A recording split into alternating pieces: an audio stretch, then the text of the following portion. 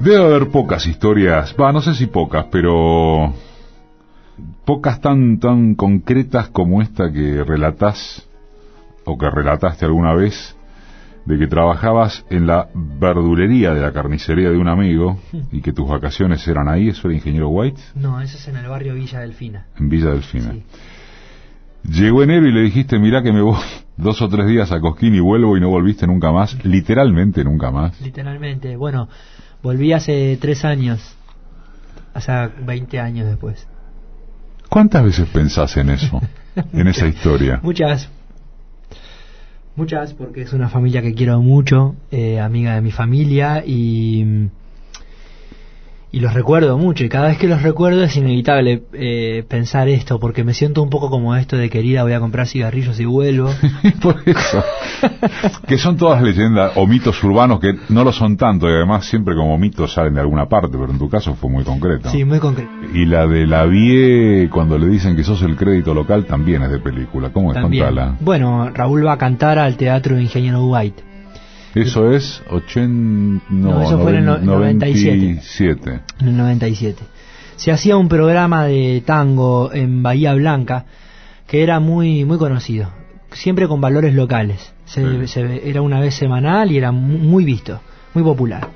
Y una vez por mes llevaban una figura de tango. Cuando llevaban una figura, lo hacían espectáculo en algún teatro o sala, o alguna de estas sociedades de fomento o algo de esto, hacían cena, baile, y era con público y entradas a la venta y tal. Lo hacen en el Teatro de Ingeniero White, va Raúl Lavie como figura del mes. Entonces la comisión del teatro, honrada por la visita, le organiza la conferencia de prensa en una sala de las oficinas del teatro, un almuerzo con comidas típicas del puerto, ¿no? Del Ingeniero White. Entonces los que colaborábamos en la comisión del teatro, mi familia y yo, dábamos una mano en lo que pudiéramos. Como yo era cantante, yo le pedía, digamos, mi paga de parte del teatro era que yo diera una mano en todo lo que hiciera falta, fuera un chepibe en esos días tan especiales y tan movidos, pero que luego me dejaran estar en la trastienda de los conciertos y en las pruebas de sonido y todo esto. No tanto conocer a los músicos, porque siempre me daba una cosa como de demasiado respeto y no quería interrumpir, pero sí que me vieran cómo se manejaba todo, que me dejaran ver. Querías el backstage, sí, digamos. Exactamente. Y entonces en esa oportunidad mi función era de mozo, y sirviendo el almuerzo era Raúl, los productores del espectáculo, los directores del teatro, autoridades del Ingeniero White y los periodistas más destacados de Bahía Blanca, de todos los medios de comunicación. Entonces era un almuerzo y se le hacían las preguntas. Y un periodista, que ya me había visto cantar, que me había hecho un reportaje, le dice a Raúl, ese muchachito que está de mozo es nuestro valor local. Y entonces Raúl me mira y dice, y no sos muy chico y muy flaco, me dice, para semejante título. ¿No? ¿Vos tenías? 11, no, tenía 12, 13 años. 13. Tenía, sí, 13 años. Y entonces le digo, bueno, sí, soy chico y soy flaco, pero canto y me gusta cantar. Y me dice, bueno, entonces demostrámelo.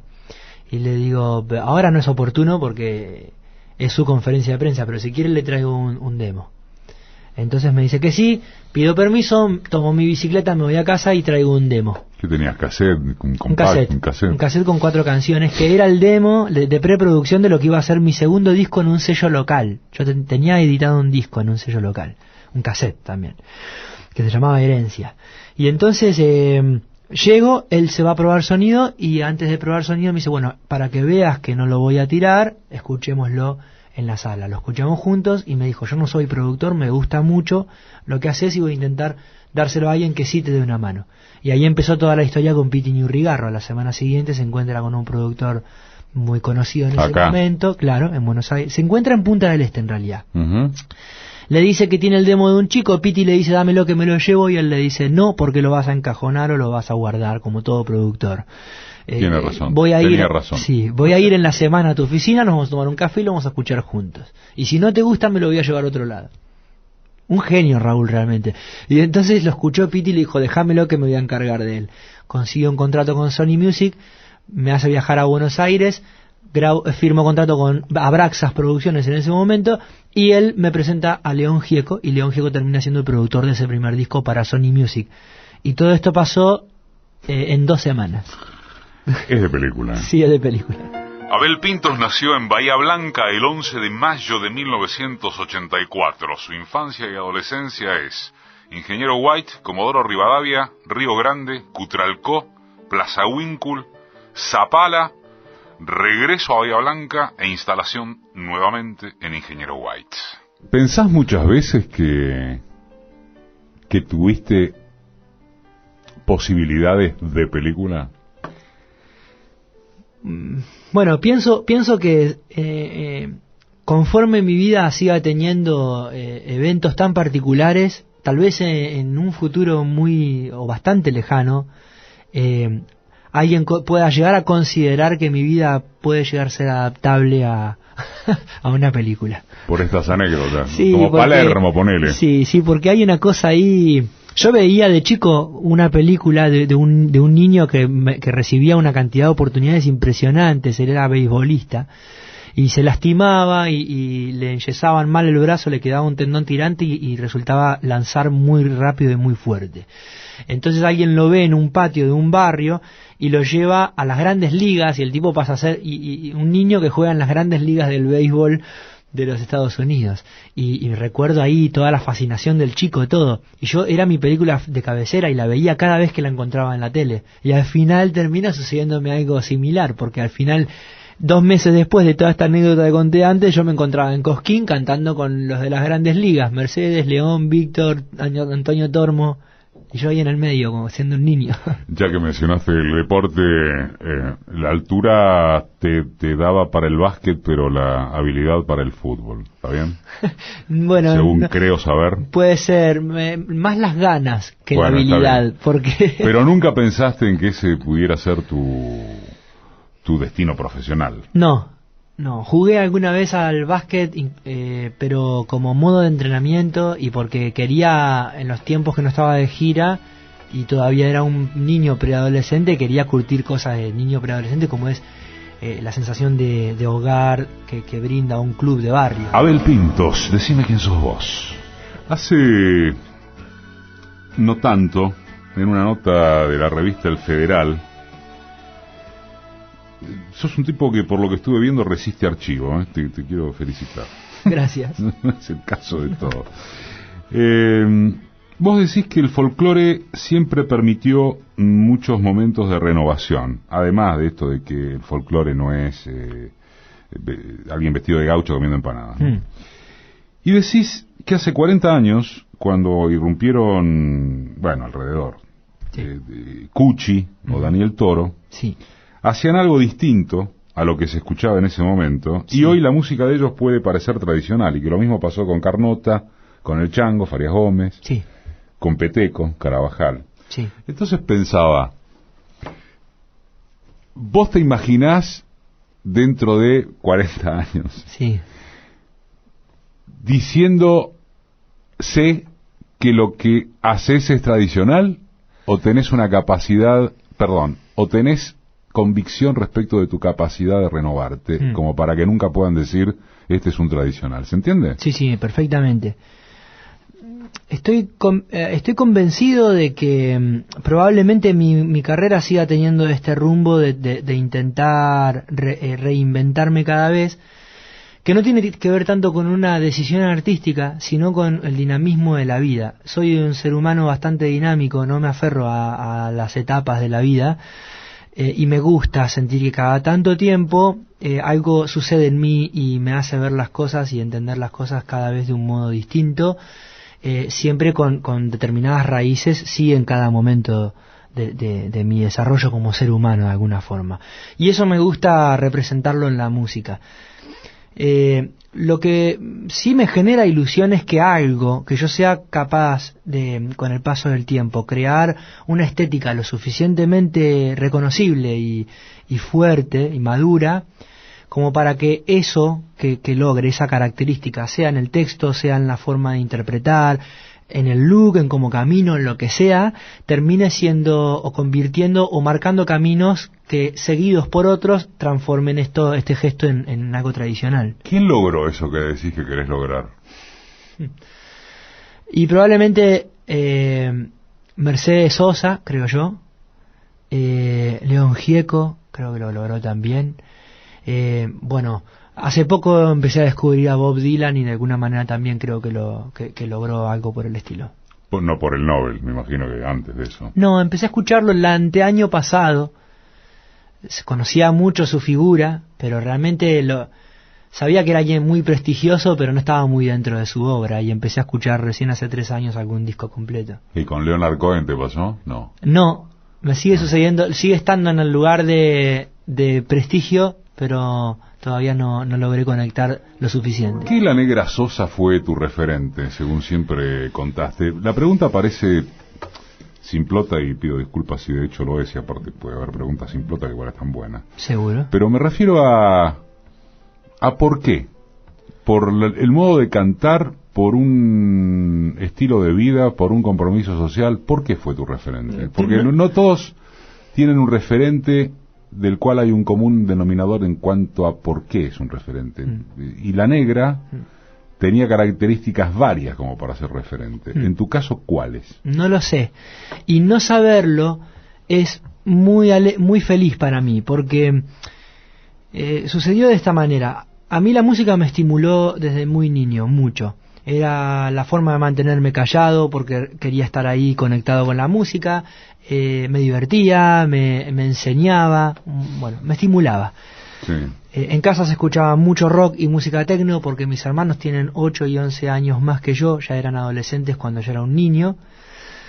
Mi madre escuchaba a los baladistas de turno en la radio que sonaba de moda, y mi padre cantaba folclore y alguna vez algún tango cuando llegaba del trabajo a casa. ¿Qué hacía tu viejo? ¿Vendía disyuntores, una cosa de sí, eso, no? Sí, comerciante, sí, toda la vida. ¿Y tu vieja ama de casa? Puerta a puerta. Y mamá ama de casa, exactamente. De casa y de otras casas también. ¿Entonces? Y entonces, un día, la familia planea un viaje de vacaciones, y entonces había que ir a comprar un 20 grandes éxitos de alguien que a mí me mantuviera quieto durante todo el viaje. Era un niño muy intenso. Ajá. En los 80 los 20 grandes éxitos eran algo muy de moda, ¿no? Y entonces a mí, por ejemplo, me gustaba mucho Perales y Roberto Carlos, y entonces íbamos a comprar algún 20 grandes éxitos de alguno de estos seguramente. Entro a una disquería y sonaba Mercedes Sosa en vivo en Argentina.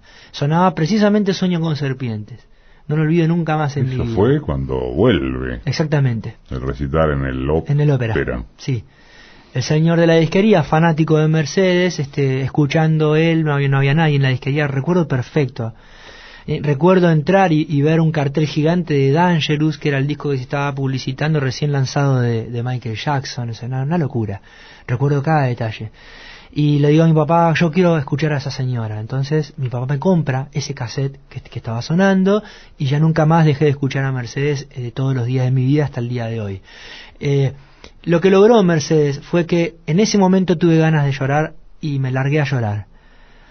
Y no tenía ningún motivo. Y años después, cuando intento rememorar cuándo fue la primera vez que yo lloré de emoción, me doy cuenta que ese fue el primer día de mi vida en que yo lloré de emoción. De tu vida, sí. no respecto de un cantante o profesionalmente. No, de mi vida, que yo lloro de emoción y no de tristeza o de capricho o lo que sea. Entonces, viene por ahí. Por tanto, me es muy difícil sujetarlo a un análisis.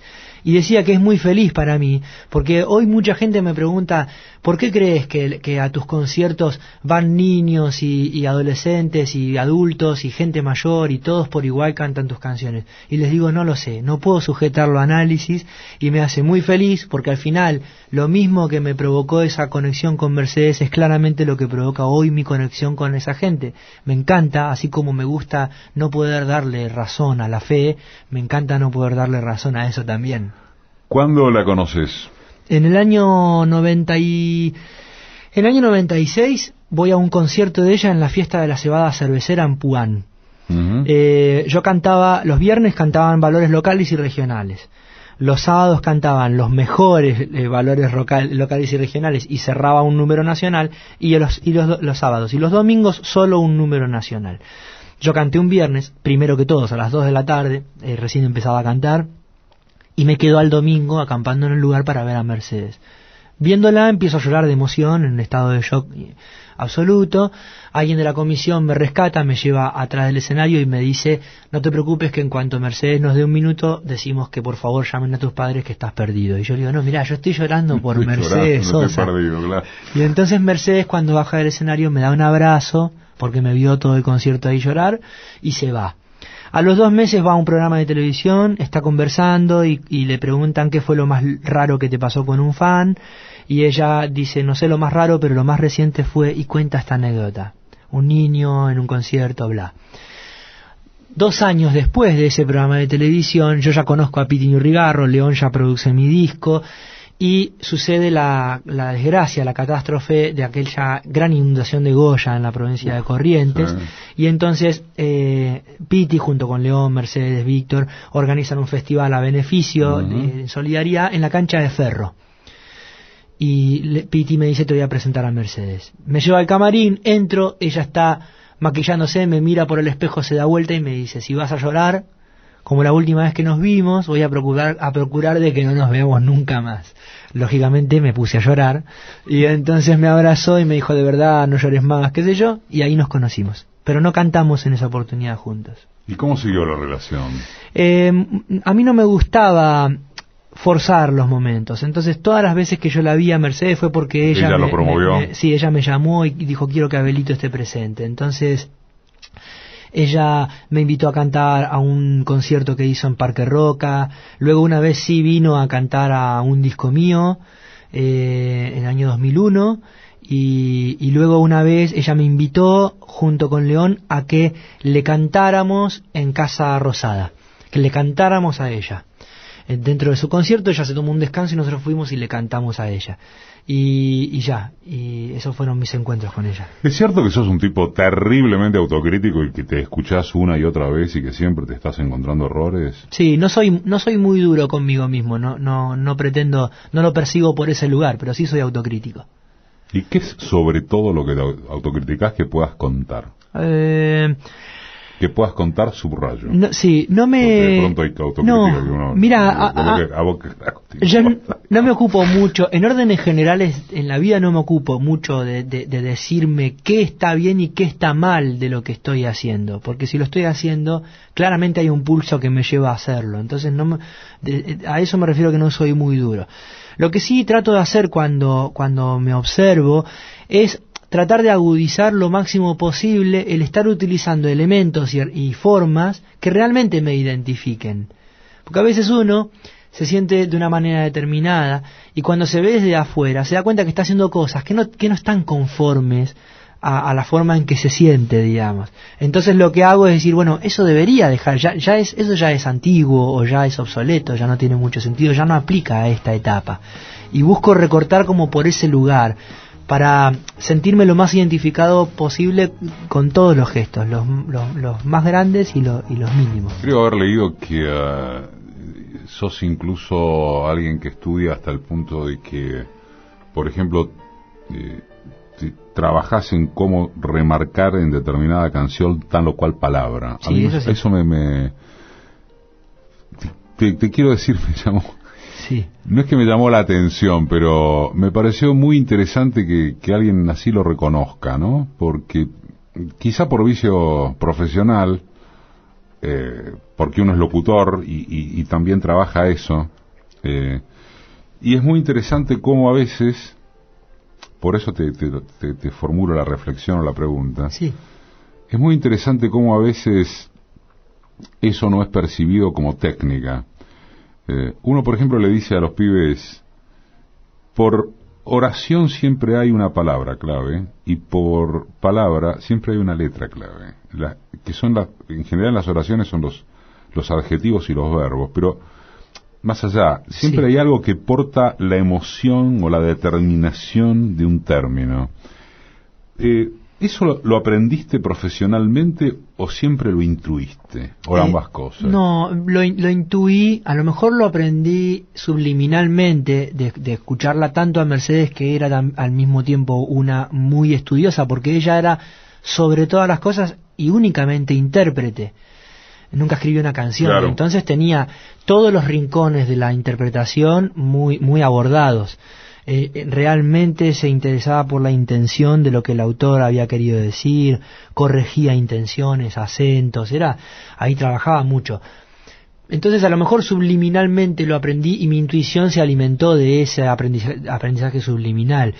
Pero luego, con el paso de los años y sobre todo cuando empecé a leer mucho, empecé a darme cuenta de que muchos autores a veces me daban la impresión de que habían trabajado toda una oración alrededor de un término determinado, de una palabra determinada.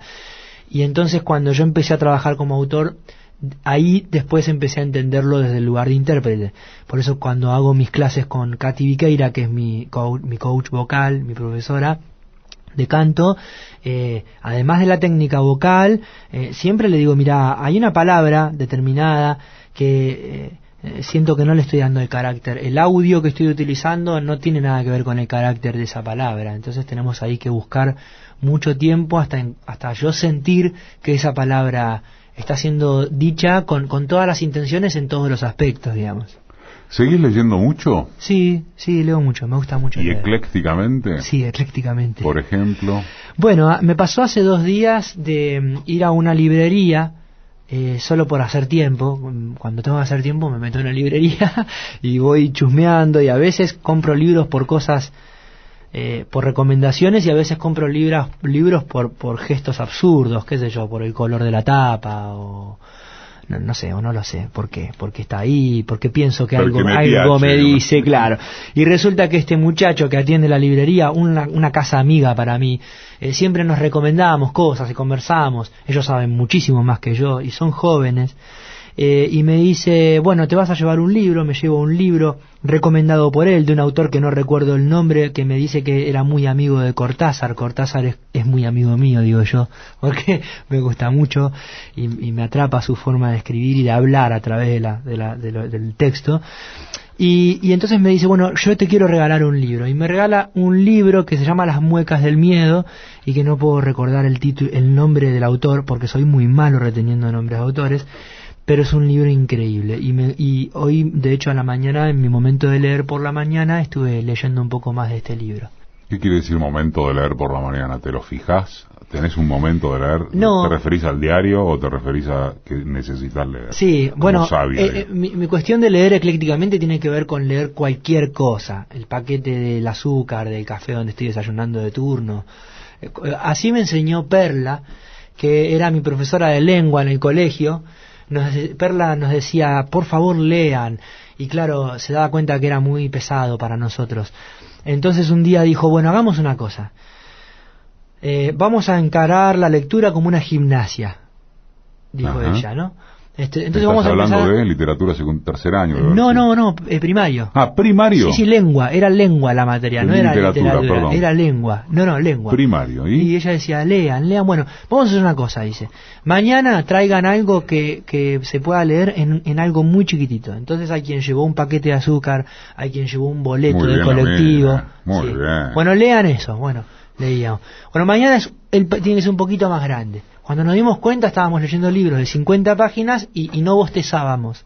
Y ella un día nos dijo, yo creo, dice ella, no soy neuróloga, pero yo creo que cuando uno empieza a leer un libro y bosteza es porque de alguna forma está fuera del ejercicio, de la gimnasia, y entonces el cerebro está agitado.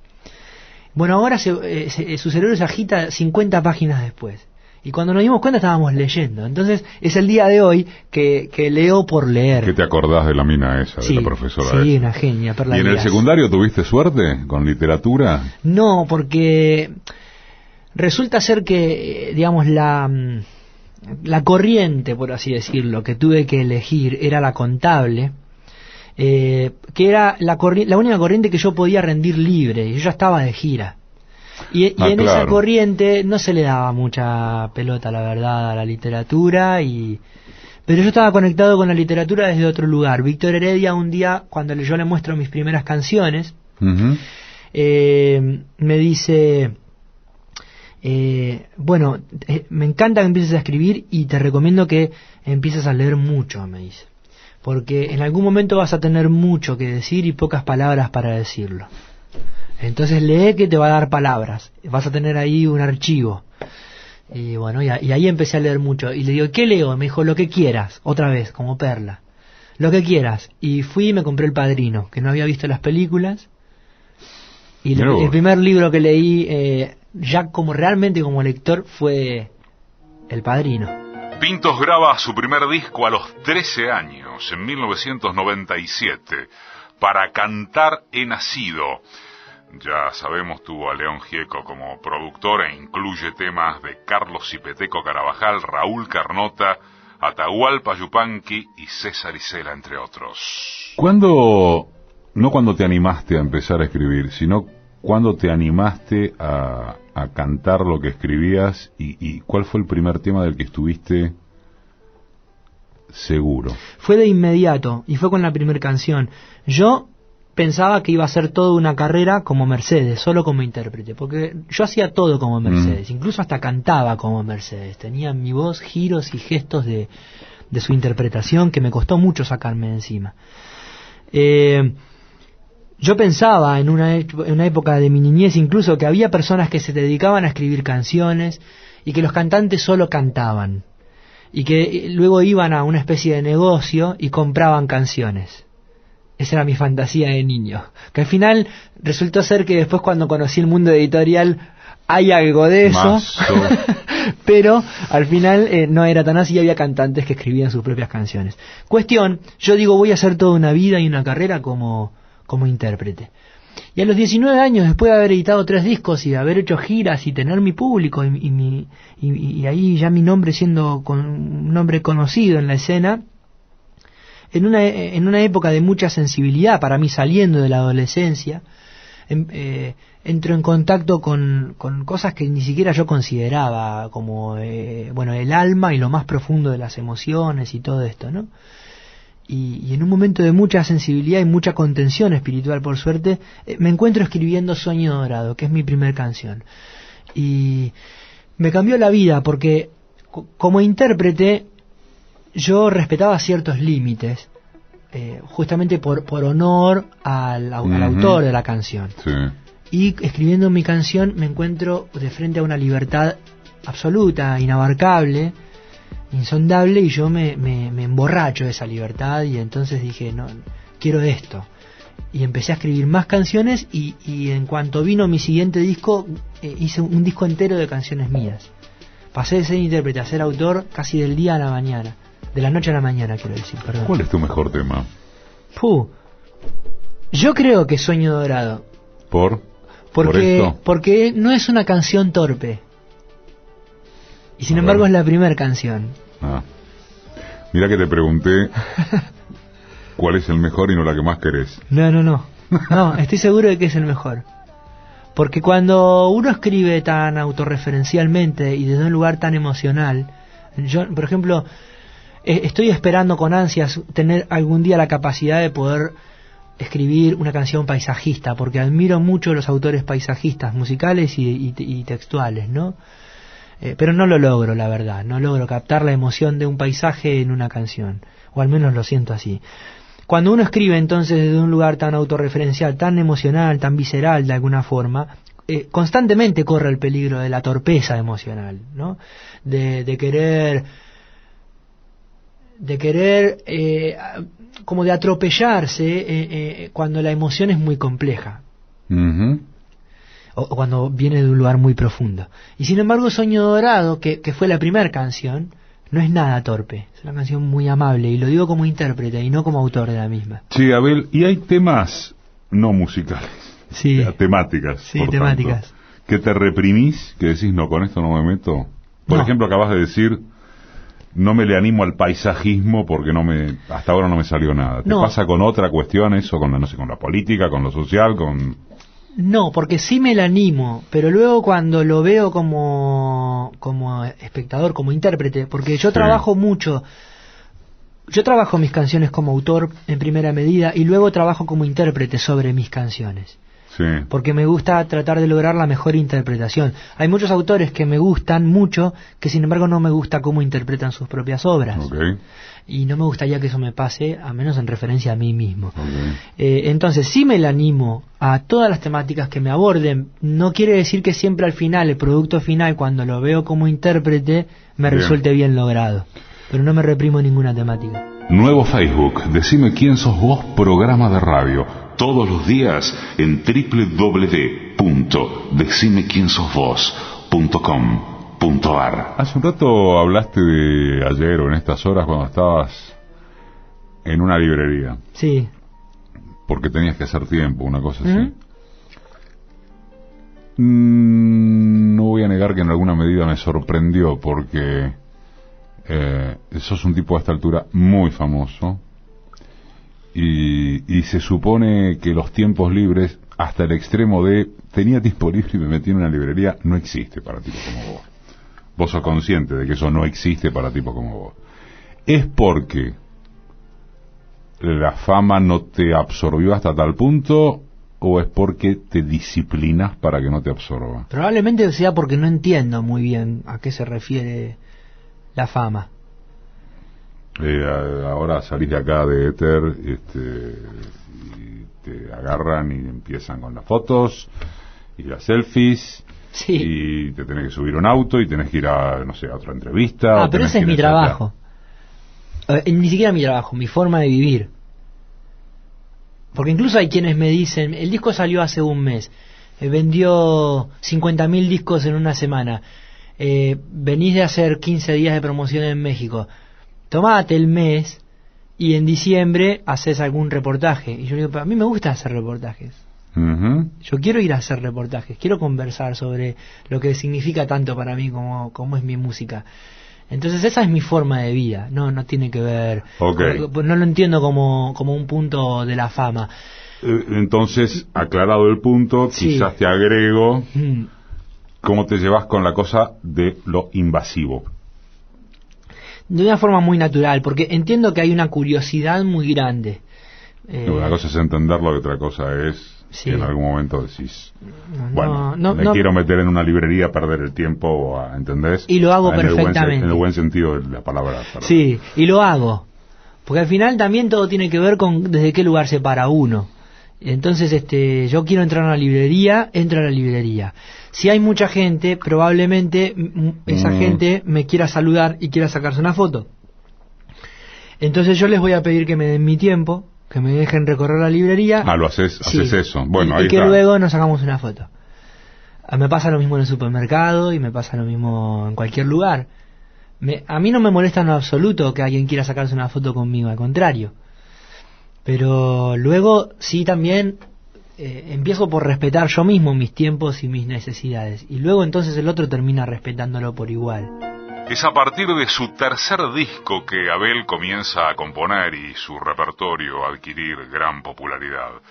Lleva editados 11 álbumes, el último es el que se presentó ahora, 11, y además de en todo el interior argentino, como decimos los porteños, también Uruguay, Chile, España y México son lugares de enorme proyección de su carrera internacional. ¿Con qué te divertís? Y leyendo me divierto mucho, mirando series o cine, en casa con mi gente. Corriendo me divierto mucho, nadando me divierto mucho porque estoy aprendiendo a nadar, entonces es muy divertido. Me encuentro muy torpe ahí, me da risa, me río de mí mismo. Cuando hablabas hace un rato de Mercedes y de cómo tuviste que, comillas, alejarte de ella porque te diste cuenta de que incluso la imitabas sí. o aspecto por el estilo, sí. Me acordé el otro día grabando con Javier Ruibal. El tipo me decía, yo por ejemplo me tuve que operar de Serrat y me aclaro. y me acordé cuando vos dijiste lo de Mercedes, porque me tuve que operar de Mercedes Sosa. Sí. Y Ruibal dijo en este programa, yo creo que el riesgo más jodido es que uno termine pareciéndose a sí mismo, más que parecerse a otro, ¿entendés? Sí. ¿Coincidís y en todo caso en algún momento tenés temor de parecerte a vos mismo? Creo que sucede mucho eso, pero no tengo temor de que me suceda a mí. Tal vez me suceda, pero no tengo temor, porque confío mucho en el dinamismo del que te hablaba antes. Probablemente cuando uno toma demasiada autorreferencia, sí. Entonces tiene más, en este caso, si tomamos la palabra del Señor, más riesgo de llegar a esa situación. Pero yo, por ejemplo, después de 20 años de música y después de 10 años de autoproducir mis discos musicalmente, cuando llegó la hora de hacer este disco nuevo, dije que necesitaba un poco de objetividad. Entonces me fui a España, me senté frente a Leiva, que es un músico que quiero mucho y que admiro mucho, y entonces canté mis canciones para él, y él lo único que veía era un tipo con sombrero y barba cantar sus canciones. No tenía idea de dónde venía yo ni hacia dónde iba.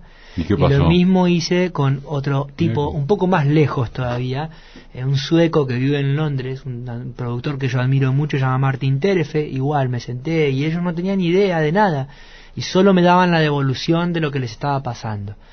Entonces yo ocupé el lugar de coproductor en este disco, sobre todo para lograr cosas técnicas, como el hecho de que el audio fuera homogéneo, el audio de dos productores distintos. Entonces hay cuestiones técnicas bastante aburridas probablemente para el público, de las que yo me encargué, pero luego los arreglos y la estética musical estuvo mucho en manos de gente que lo único que estaba haciendo era devolverme lo que mi música le estaba provocando sin tener ningún tipo de referencia anterior.